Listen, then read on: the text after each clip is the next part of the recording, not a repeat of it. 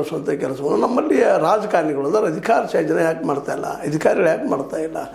ಮುಖ್ಯವಾಗಿ ಸರ್ಕಾರ ಈ ದಿಶೆಯಲ್ಲಿ 18-20%, ನಾನು 15 ಮಿನಿಮಮ್ 15 ಆದರೂ ಇದಕ್ಕೆ ತೆಗೆದಿಟ್ಟರೆ ನಿಶ್ಚಿತವಾಗಿ ಋಣ ಆಗ್ತದೆ. ಮತ್ತು ನಮ್ಮಲ್ಲಿ ಉದ್ಯೋಗ ಸೃಷ್ಟಿ ಮಾಡೋಂಥ ಕ್ಷೇತ್ರ ಅದ ರೀ ಅಗ್ರಿಕಲ್ಚರ್. ಅದಕ್ಕೆ ಸಂಬಂಧಿಸಿದಂಥ ಉದ್ಯಮಿಗಳನ್ನು ಅಗ್ರಿಕಲ್ಚರ್ ಮಾರ್ಕೆಟ್ ಮಾಡಿ ಕೊಟ್ಟರೆ, ಒಕ್ಕಲ್ತನಕ್ಕೆ ಮಾರ್ಕೆಟ್ ಮಾಡಿ ಕೊಟ್ಟರೆ ಇವ್ರಿಗೆಲ್ಲ ಉದ್ಯೋಗ ಸಿಗ್ತದೆ. ಉದ್ಯೋಗ ಸಿಕ್ಕರೆ ಇವ್ರು ಇನ್ನಷ್ಟು ಹುಡುಪ್ಲೆ ಕರೀತಾರೆ, ಮುಂದಕ್ಕೆ ಹೋಗ್ತಾರೆ. ಇದಕ್ಕೆ ಸಾಕ್ಷಿ ಚೈನಾ ಕಮ್ಯುನಿಸ್ಟ್ ದೇಶ ಇರ್ಬೋದು, ಅದರಲ್ಲಿ ಗಾಂಧೀಜಿಯ ಫಿಲಾಸಫಿಯನ್ನು ಅಳವಡಿಸ್ಕೊಂಡಿದ್ದಕ್ಕಾಗೆ small scale industry, large scale small scale industry ಮತ್ತು ಒಕ್ಕಲ್ತನಕ್ಕೂ ಪ್ರಾಶಸ್ತ್ಯ ಕೊಟ್ಟಿದ್ದರಿಂದಾಗಿ, ಉದ್ಯೋಗಕ್ಕೆ ಮತ್ತು ಶಿಕ್ಷಣಕ್ಕೆ ಹೆಚ್ಚು ದುಡ್ಡನ್ನು ಹಾಕಿದ್ರಿಂದಾಗಿ ಇವತ್ತು ಅಮೆರಿಕ ಅಂತ ದೇಶವನ್ನು ಎದುರಿಸಿ ನೋಡಿ.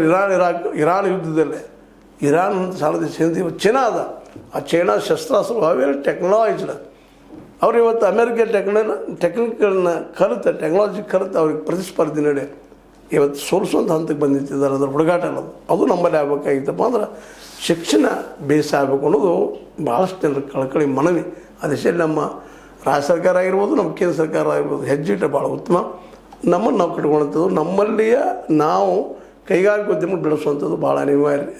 ಅದಕ್ಕೆ ಉದ್ಯೋಗ ಹೆಚ್ಚು ಸೃಷ್ಟಿಯಾಗುವಂಥ ಕೃಷಿಯ ಕ್ಷೇತ್ರ, ಅದರಿಂದ ಉದ್ಯಮಿಗಳು ಮಾಡುವಂಥದ್ದು ಮಾಡಿದರೆ, ರೈತರಿಗೆ ಮಾರ್ಕೆಟ್ ಮಾಡಿದರೆ ಅವ್ರು ಸ್ವತಃ ಮಾಡ್ಕೊಳ್ತಾರೆ. ಇದೆಲ್ಲ ಬರುವಂಥ ಪ್ರಸಂಗ ಇಲ್ಲ. ಆದರೂ ಸರ್ಕಾರದ ಕರ್ತವ್ಯ ಎಲ್ಲ ಮಕ್ಕಳಿಗೂ ಹೈಯರ್ ಎಜುಕೇಷನ್ ಫ್ರೀ ಆಗುವಂಥದ್ದು ಮಾಡಿದರೆ ಭಾಳ ಉತ್ತಮ. ಇವೆಲ್ಲ ಸಾಕ್ಷಿಗಳು ಅಂತ ಹೇಳ್ತಾ ಇದ್ರ ಮೇಲೆ ಲೈಕ್ ಇರ್ಬೋದು, ಲೈಕ್ ಮಾಡಿ, ಶೇರ್ ಮಾಡಿ, ಕಮೆಂಟ್ ಮಾಡಿ, ಜೊತೆಗೆ ಸಬ್ಸ್ಕ್ರೈಬ್ ನ್ಯೂಸ್ ಮಾಡಿ. 16 ನ್ಯೂಸ್ ಅರ್ಥ ದೇಶ ತರಮಿದು ಸತ್ಯದ ಕೈಗಂಟೆ ವಂದನೆಗಳು.